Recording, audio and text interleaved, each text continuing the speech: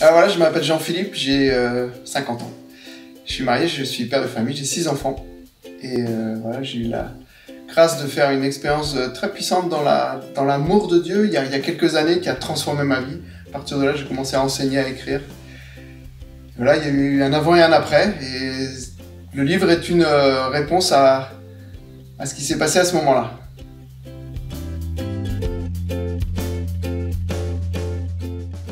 Alors en fait, je pense que la première raison, c'est par obéissance au Saint-Esprit. Et en fait, ça m'a dérangé intérieurement parce que déjà plein de gens ont écrit des livres. Moi, je suis ni théologien, ni prêtre, ni pasteur.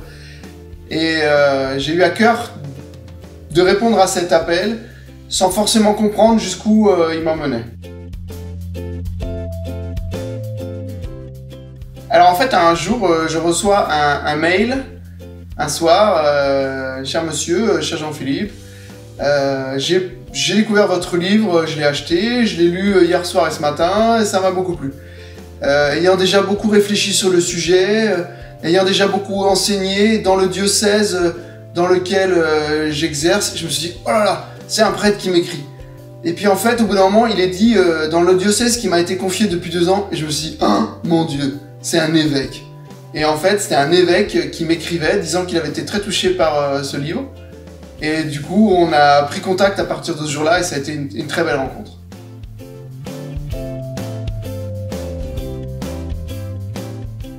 Ce livre, il repose sur 3 mots-clés: enseignement, témoignage, démarche. Et on est à chaque fois touché par un enseignement particulier, ou aussi la démarche qu'on se sent poussé à faire. Et on sent qu'on ne peut pas avancer dans cette démarche du pardon sans l'Esprit Saint. Si tu pries pas le Saint-Esprit, si tu crois que tu as pardonné avec tes propres forces, ça ne marchera pas.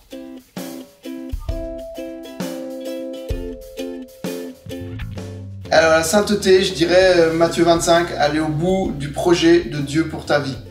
Aller au bout du projet de Dieu pour ta vie. Et concernant ce livre, 70 fois 7 fois, je dirais la chose suivante, c'est que le pardon, c'est comme la case départ au Monopoly. Si tu passes pas par la case départ, tu vas directement en prison. C'est ça les cases du Monopoly. Tu te souviens quand tu étais petit, tu jouais au Monopoly? Si tu ne passes pas par la case départ, tu vas directement en prison. Si tu passes pas par la case du pardon, ton cœur est emprisonné et tu t'enfermes toi-même.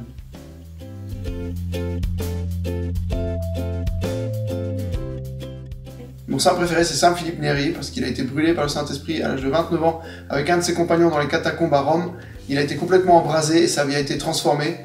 Et on le voyait même en hiver, en chemise, il a brûlé du Saint-Esprit toute sa vie. Et en fait, quand il est décédé, au jour de sa mort, on a fait une autopsie et on s'est rendu compte que son cœur était 40% plus gros que la taille moyenne, parce que son cœur avait comme explosé de la puissance du Saint-Esprit le jour où il a été visité.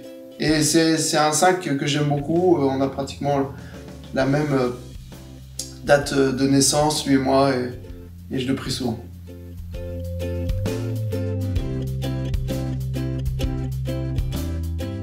Alors, je dirais d'abord que Auréole, c'est 2 mecs vachement sympas.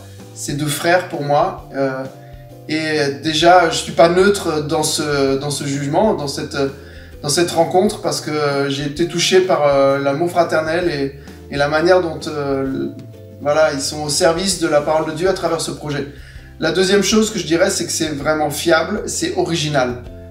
Et on peut recevoir chaque mois de quoi nourrir son âme, de quoi aussi entretenir une amitié avec eux, et puis également soutenir une abbaye, soutenir un couvent qui fabrique des produits monastiques.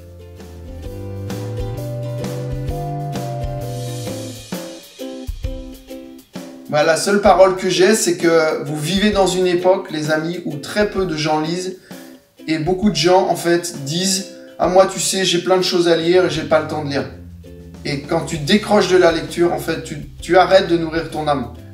Il n'y a pas d'autre idée. Les gens passent leur temps sur des applis, ils sont toujours pressés, mais peut-être une des bonnes choses qui sortira de ce confinement, c'est qu'enfin les gens ont pris du temps pour prier, pour lire, pour faire de l'ordre dans ta vie, dans ton cœur, dans tes affaires. Et quand tu arrêtes de lire, tu arrêtes de nourrir ton âme. C'est aussi simple que ça.